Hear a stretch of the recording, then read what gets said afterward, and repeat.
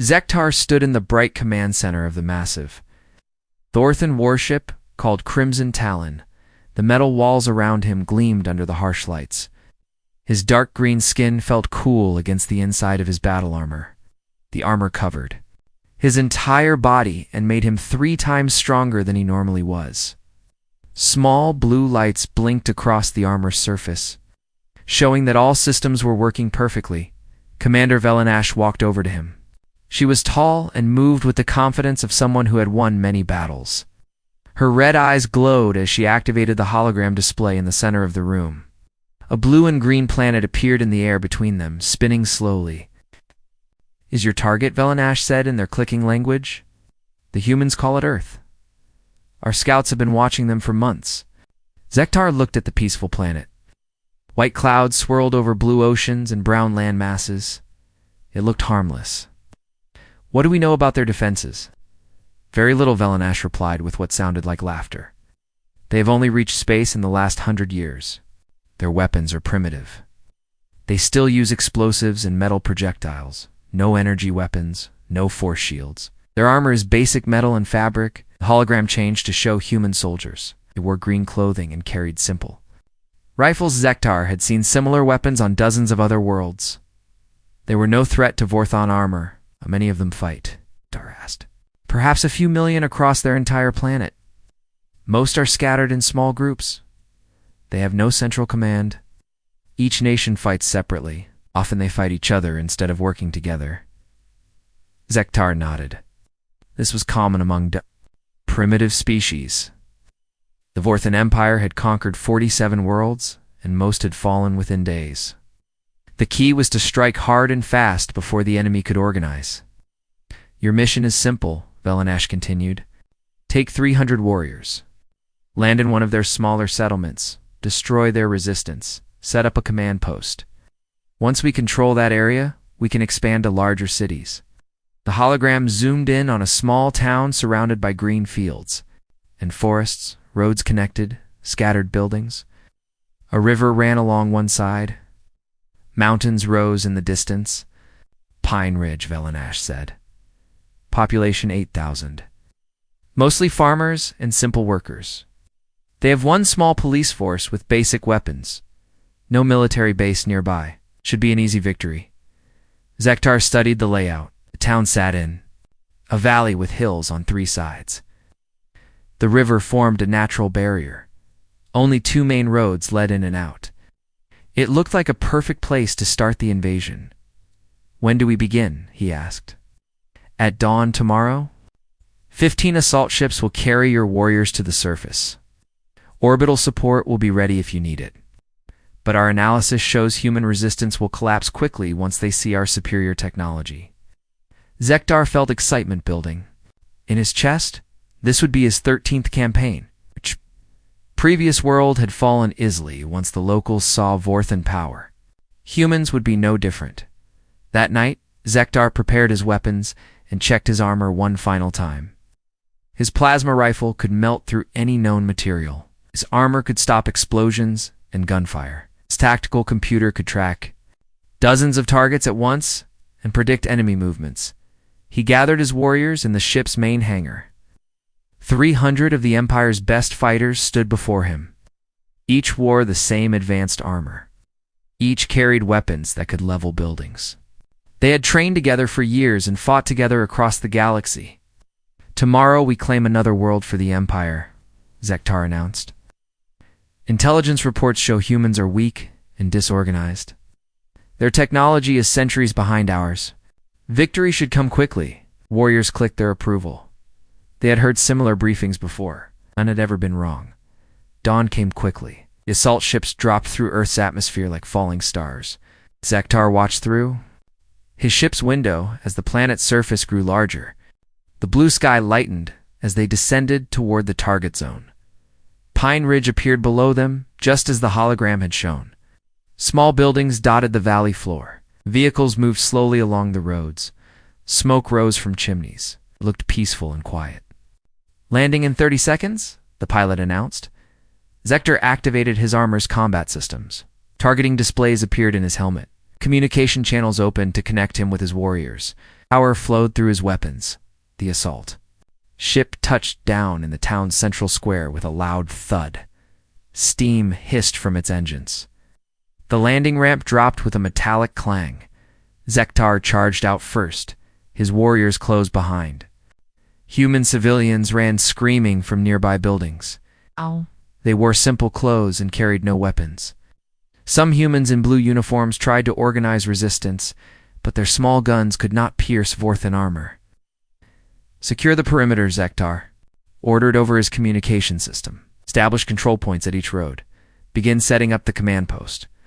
His warriors spread out through the town with practiced efficiency. They moved in perfect formation, their armor gleaming in the morning sun. Plasma fire lit up the air as they destroyed human vehicles and defensive positions. The local police chief, a middle-aged human named Jake Morrison, tried to coordinate a defense from behind an overturned car. He spoke rapidly into a small radio device while firing his pistol at the advancing Vorthan forces. The bullets bounced harmlessly off their armor. Within an hour, Zektar's forces controlled the entire town center. Human civilians had fled or hidden in basements. The few defenders had been killed or scattered. Bodies lay in the streets next to burning vehicles. "This is easier than expected," Zektar reported to the orbiting fleet. Human resistance was minimal, beginning Phase 2 of the operation. "Excellent work," came the reply from Commander Velanash. Other landing sites report similar success. Humans appeared to be exactly as weak as our intelligence suggested. Zektar felt satisfied as he watched his warriors set up equipment in the town square. Energy barriers began forming around their command post. Communication arrays reached toward the sky. Everything was proceeding perfectly. But something felt wrong. The humans had fled too quickly, too organized. Most primitive species fought harder before giving up their homes. These humans had run away almost immediately, as if they had planned it. Zektar pushed the thought away. Perhaps humans were simply smarter than most species. Smart enough to recognize superior force when they saw it. The first day of conquest was complete, and tomorrow they would expand their control to the surrounding area. He did not notice the small devices hidden throughout the town. He did not see the humans watching from the distant hills. He did not know that everything was going exactly as the humans had planned. The second day began quietly in Pine Ridge. Zektar stood at the command post watching his warriors patrol the empty streets. The morning mist hung low over the valley, making everything look gray and peaceful. Our armor's sensors showed no movement anywhere in the town. "Sir," one of his warriors called through the communication system, "we have finished securing all buildings. No humans found. They appear to have completely abandoned the settlement." Zektar frowned inside his helmet. Something about this felt wrong. In his 12 previous campaigns, civilians always hid in basements or tried to return for belongings. They never just disappeared so completely, 3 miles away in the hills. Overlooking Pine Ridge, Jake Morrison crouched behind a fallen tree. The former Marine-turned-sheriff had fought in 3 wars before becoming a small-town police chief. He knew how to read terrain and plan battles. "All units, this is Jake," he whispered into his radio. "The bugs are exactly where we want them. Lisa, are your charges ready?" "Ready and waiting," came the reply from Lisa Chen. She lay hidden in an old mine shaft with enough explosives to level half the town. Her years as an army demolitions expert had taught her how to turn everyday materials into deadly weapons. Jake smiled grimly. The people of Pine Ridge had not fled in panic yesterday. It executed a carefully planned withdrawal that took weeks to organize. Every civilian was now safe in bunkers built into the surrounding mountains. Every able-bodied adult with military experience had stayed behind to fight. "Remember the plan?" Jake continued over the radio. "We hit them hard and fast, then disappear before they can respond. Make every shot count." In the town below, Zektar was growing more concerned. His sensors detected no life signs anywhere in the settlement. Even abandoned towns usually had animals or insects moving around. This place felt completely dead. "Crixton," he called to his second in command, "take a patrol and check the surrounding area. I want to know where all the humans went." Crixton was a seasoned warrior who had fought beside Zektar for 5 years. His plasma rifle hummed with power as he led 10 warriors toward the edge of town. They moved in perfect formation, their armor gleaming in the pale sunlight. They never saw the sniper who had been waiting for them. Ben Cooper had been hunting in these mountains since he was 12 years old. His grandfather had taught him to track deer through the forest without making a sound. The military had taught him to kill enemies from 1,000 yards away. He lay hidden in thick brush 500 meters from the Vorthon patrol, his hunting rifle was old, but reliable. More importantly, Lisa had modified his bullets with tungsten cores designed to penetrate alien. Armored Ben took careful aim at the leading warrior. He had studied the alien armor for hours, looking for weak points. The neck joint looked promising. A small gap where the helmet connected to the chest piece. He squeezed the trigger. The bullet struck Crixton in the exact spot Ben had aimed for. It punched through the armor joint and into the alien's throat. Green blood sprayed across the street. As Crixton collapsed, the other warriors spun around, trying to locate the shooter. Their plasma rifles swept back and forth, but Ben was already moving to a new position. Years of hunting had taught him to shoot and relocate immediately. Sniper fire. One of the warriors shouted over the communication channel. Crixton is down. Zektar felt ice in his stomach. Crixton was wearing the best armor the Empire could produce. No primitive weapon should have been able to penetrate it. Fall back to the command post, he ordered. Move in pairs. Use buildings for cover. But the humans were just getting started. Hidden artillery positions in the hills suddenly opened fire. Steve Parker, a local mechanic, had spent weeks mounting old cannons from a nearby military museum onto modified farm equipment. The shells were packed with metal fragments and chemicals designed to disrupt Vorthon electronics. The first barrage struck the town square with devastating accuracy. Explosions rocked the alien command post. Vorthon warriors dove for cover as shrapnel tore through the air around them. Orbital support, Zektar screamed into his communicator.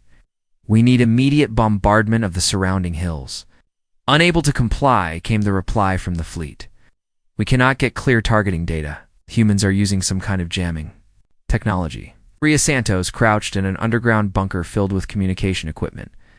The former Army signal specialist had turned the town's old radio station into an electronic warfare center. Powerful transmitters sent false signals toward the alien ships while blocking their attempts to coordinate with ground forces. There. Communications are getting weaker, she reported to Jake. Whatever jamming system they use, our equipment is stronger. More explosions shook the town as hidden explosive charges detonated throughout Pine Ridge. Lisa had placed them in every building, every vehicle, every piece of infrastructure the aliens might try to use. The Vorthon warriors found themselves trapped in a maze of sudden destruction. Tom. Bradley emerged from a storm drain right behind 2 alien warriors. The former Special Forces operator moved like a ghost through the underground tunnel system that connected every building in town. His knife was made from the same tungsten alloy as the rifle bullets. He struck both aliens in their armor joints before they knew he was there. Green blood pooled in the street as Tom disappeared back underground. They are everywhere, surviving warrior reported to Zektar. They attack from tunnels, from buildings, from the hills. We cannot track them. Zektar realized with growing horror that the humans had not fled. They had set a trap. The entire town was a killing ground designed to destroy his forces piece by piece. All units converge on the landing zone, he ordered. We are pulling back to the ships. But when his warriors reached the square where they had landed, they found smoking craters. Amy Rodriguez had been a pilot before becoming a teacher. She knew exactly how much explosive force was needed to disable alien spacecraft. Sir, one of his warriors said in a shaking voice. The ships are destroyed. We have no way off this planet. Zektar stared at the wreckage of their landing craft. In less than 6 hours, his force of 300 elite warriors had been reduced to fewer than 100 survivors. They were stranded on a hostile world surrounded by enemies who seemed to know their every weakness. His communicator crackled with reports from other landing sites. Every Vorthon force on the planet was reporting similar disasters. The humans were not just fighting back, they were winning. How is this possible? Zektar whispered to himself. They're supposed to be primitive. The hills above. Jake Morrison watched the alien warriors huddled in their destroyed command post. He had studied their tactics for months through intercepted communications. They were good soldiers, but they fought by rules that humans had abandoned long ago. Phase 2 complete, he reported to the other resistance leaders. Time to show them what human warfare really looks like. Night fell over Pine Ridge like a black curtain. Zektar crouched behind the twisted metal remains of what had been a human vehicle. His armor was cracked in 3 places. Green blood seeped from wounds where human bullets had found gaps in his protection. Round him, only 62 of his warriors remained alive.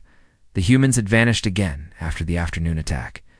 They appeared like ghosts, struck hard, then melted back into the darkness before the Vorthons could respond. Zektar had never faced enemies who fought this way.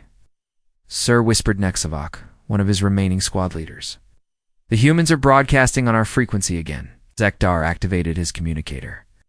A calm human voice spoke in perfect Vorthon language. Good evening, invaders. This is Dr. Hellenwright. We've been studying your equipment and tactics for the past 18 hours. Your plasma rifles operate on frequency 7.2 terahertz. Your armor power cells last approximately 40 hours under combat conditions. Your night vision systems cannot detect heat signatures below 60 degrees. Zektar felt his blood turn cold. How could they know these details about Vorthon technology? The voice continued. We have identified 14 critical weaknesses in your defensive positions. We will exploit them one by one throughout the night. Sleep well. The broadcast ended, leaving only static, 2 miles away in a hidden cave system. Jake Morrison studied detailed drawings of Vorthon armor. His team had spent the day examining bodies from the battlefield. Each piece of alien technology had been carefully taken apart and analyzed. Their power source is here, said Lisa Chen, pointing to a spot on the back of the armor. Hit it with an electromagnetic pulse and the whole system shuts down. What about their weapons? Asked Tom Bradley. Plasma rifles need to build up energy for 3 seconds before firing, Dr. Wright explained. She had been the town's only scientist before the invasion, studying bird migration patterns. She was their expert on alien technology. We can force them to keep moving. They cannot get clean shots. Ben Cooper cleaned his rifle while listening to the discussion. I counted their ammunition during the last fight. Each warrior carries enough for maybe 50 shots. After that, they have to reload manually. Jake nodded. So we keep them moving, force them to waste shots, then hit them when they try to reload. Simple. Maria Santos looked up from her radio equipment. I am picking up signals from their orbital fleet. They are trying to send down rescue ships. How long do we have? Jake asked. Maybe 6 hours before the first ships arrive. But I can jam their landing coordinates, make them set down in the wrong places. Steve Parker grinned as he worked on a strange-looking device made from farm equipment and car parts. Let them come. I have a few surprises ready for any ships that try to land. Back in Pine Ridge, Zektar tried to contact the orbital fleet. Static filled his communicator. The humans were blocking almost all signals now. His warriors were cut off and alone. Movement to the east reported a sentry. Something is approaching our position. Zektar raised his plasma rifle and activated his night vision. Nothing appeared on his targeting system. But he could hear sounds in the darkness. Footsteps. Voices. The humans were out there, circling like predators. A small object flew through the air and landed near his feet. For a moment, Zektar thought it was a grenade, and he realized it was just a rock with something attached to it. He picked up the object and found a small device broadcasting a recording. A child's voice spoke in English, then repeated the same. Words in Vorthon. My name is Lucy Morrison. I am 8 years old. You killed my teacher yesterday? My daddy says you are going to pay for that. The device went silent. Zektar stared at it in confusion. Why would the humans send him a message from a child? Then the real attack began. Explosions erupted all around. The Vorthon position. But these were not random blasts. Each explosion was carefully placed to drive the aliens toward specific escape routes. The humans were herding them like animals. "They are pushing us toward the river," Nexavox shouted over the noise. Zektar realized the trap too late. The humans had spent all day preparing the riverbank. Hidden charges detonated under the water, sending up walls of mud and debris. Electromagnetic pulse devices built by Lisa disabled armor systems. Warriors stumbled blindly through the chaos. Tom, Bradley and his team emerged from the underground tunnels right in the middle of the Vorthen formation. Their weapons were simple knives and clubs, but they knew exactly where to strike. Armor joints, power cables, helmet seals. Hand-to-hand combat was something Vorthen warriors had trained for, but not like this. The humans fought with a vicious creativity that shocked them. They used broken glass, sharp rocks, even their own belt buckles as weapons. Amy Rodriguez swooped down from the hills on a modified motorcycle, tossing homemade explosives into the alien ranks before disappearing again. Her vehicle had been painted completely black and made almost no sound. "Fall back," Zektar screamed. "Get to higher ground." But everywhere his warriors tried to go, more humans appeared. They came from manholes, from trees, from hidden bunkers. It was as if the entire landscape was alive with enemies. Ben Cooper picked off stragglers with his modified rifle. Each shot was carefully aimed at weak points the humans had identified. He moved constantly, never firing from the same position.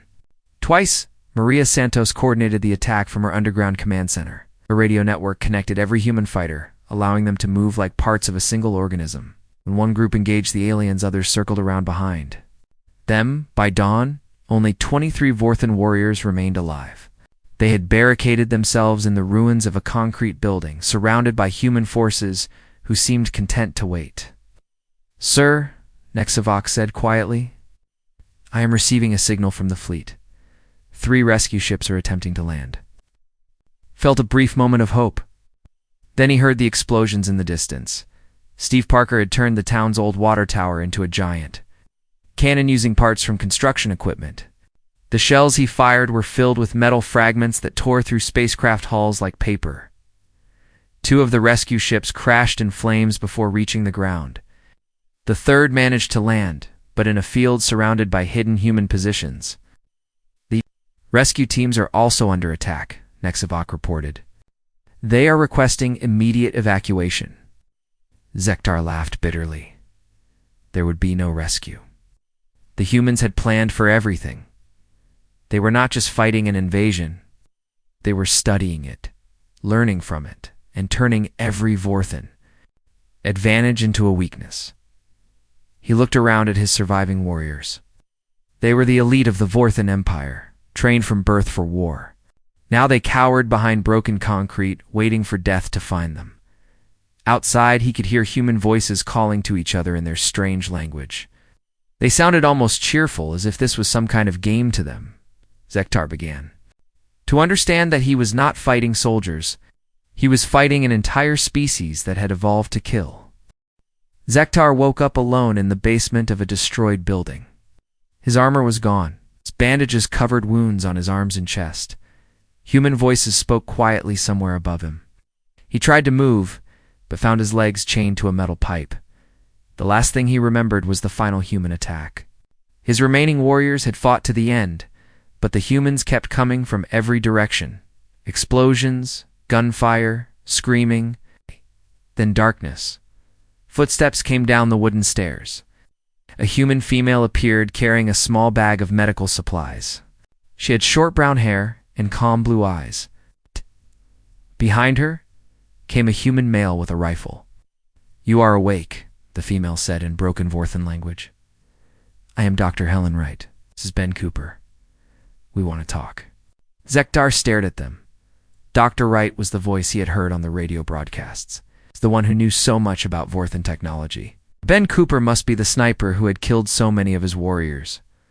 "Why am I alive?" Zektar asked. "Because we have questions," Dr. Wright replied. She sat down on a wooden box across from him. "We want to understand your people. Where you come from, how many more ships you have."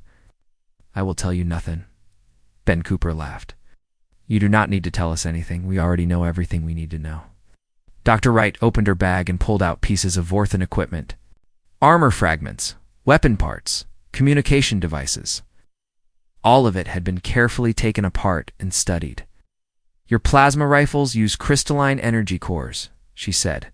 Very advanced. But the crystals can only handle so much heat before they crack. That is why your weapons need cooling time between shots. She held up a piece of armor plating. Your armor is made from an alloy we have never seen before, stronger than anything we can produce, but it has one major weakness. The joints must be flexible, so they use a softer material that our bullets can penetrate. Zektar felt sick. These humans had learned more about Vorthan technology in 3 days than most species discovered in years of study. Your communication systems operate on quantum frequencies, Dr. Wright continued. Very difficult to jam. But they need clear line of sight to your orbital fleet. Block that connection, and your ground forces cannot coordinate with space support. How do you know all this? Zektar whispered. We have been watching your people for months, Ben Cooper said. Your scouts thought they were hidden, but we saw every ship that entered our solar system. We tracked their movements. We recorded their communications. We learned your language. Dr. Wright smiled. Your military sends detailed reports about every species you conquer. Very helpful information. We know about all 47 worlds your empire has taken. That is impossible. Those files are encrypted. Your encryption is based on mathematical sequences, Dr. Wright explained. Our computers broke the code in 6 hours. We have read every battle report, every tactical analysis, every weakness study your people have compiled about other species. She pulled out a thick folder filled with papers. This is what we learned about humans from your own intelligence. Reports. You thought we were primitive, technologically inferior, militarily weak, divided into competing nations that never cooperate. Ben Cooper grinned. All of that was true 50 years ago. But humans change fast when we need to. Your scouts were watching us in peacetime. They never saw what we become when someone threatens our world. The orbital fleet, Zektar said suddenly. What happened to the ships? It's destroyed, Dr. Wright replied matter-of-factly. We hid weapons throughout our solar system. Old mining platforms converted into missile launchers. Asteroid bases with nuclear warheads. Communication satellites that turned into attack drones. Your fleet thought they were fighting a primitive species that had barely reached space, Ben Cooper added. They never expected to face weapons hidden among space debris and disguised as commercial stations. Zektar closed his eyes. The entire invasion force was gone. 300 ground troops, 15 assault ships, 8 orbital support vessels, all destroyed by a species his people had dismissed as harmless. What do you want from me? He asked. Want you to go home, Dr. Wright said. We want you to tell your people what really happened here. We want them to know that humans are not another weak species to be conquered. They will never believe me. Yes, they will, Ben Cooper said, because we are sending proof with you. Dr. Wright activated a small device. Holographic images appeared in the air above it. Videos of the battle, detailed scans of captured Vorthan. Technology, complete records of human tactics and capabilities. This contains everything your military leaders need to know about human warfare, she explained. How? We analyze enemy weaknesses. How we adapt civilian technology for combat use. How we turn defensive positions into traps. The hologram showed human fighters emerging from underground tunnels, peering from hidden positions, coordinating attacks with impossible precision. We also included our analysis of Vorthan military doctrine, Dr. Wright continued. Your people? Fight by rules. You have procedures for everything. Standard tactics that work against most species. But humans do not follow rules in war. We fight to win, Ben Cooper said simply. Use whatever works. We adapt faster than our enemies can. Respond. That is why we have survived as a species despite fighting each other for thousands of years. Dr. Wright packed the device back into her bag. Your people have a choice to make. They can leave humanity alone and continue conquering other worlds. Or they can try to invade Earth again and face the consequences. What consequences? We have been building starships for the past year, Ben Cooper explained. Not exploration vessels. Warships. Designed specifically to fight the Vorthan Empire using everything we learned from your invasion. Human fleets will begin appearing in Worth in space within 6 months, Dr. Wright added. We will not be conquering worlds, we will be liberating them. Every species your empire has enslaved will be offered freedom and human protection. Zekdar stared at them in horror. These humans were not just defending their world. They were planning to destroy the entire Vorthan Empire. You are insane, he whispered. The Empire has thousands of ships, millions of warriors, weapons that can destroy entire planets. And we have studied all of them through your own intelligence files, Dr. Wright replied. We know every ship design, every weapon system, every tactical doctrine your people use. More importantly, we know how to build better ones. Ben Cooper stood up. Your people made one critical mistake. You assumed that because humans appeared primitive, we were not dangerous. You never considered that we might be hiding our true capabilities. The invasion fleet you sent to Earth was not defeated by primitive weapons, Dr. Wright explained. You were destroyed by a species that has spent its entire history perfecting the art of war. Every human conflict has taught us something new, about killing our enemies more efficiently. She stood and walked toward the stairs. A ship is waiting to take you home. Tell your leaders what you saw here. Tell them that humanity is coming. Tell them that the age of easy conquest is over. Zektar was left alone in the basement, staring at the chains around his legs. In a few hours, he would be free to return to Vorth in space. But he would carry knowledge that would change everything. The humans had not just survived an invasion. They had turned it into a learning experience. Now they were coming for the rest of the galaxy.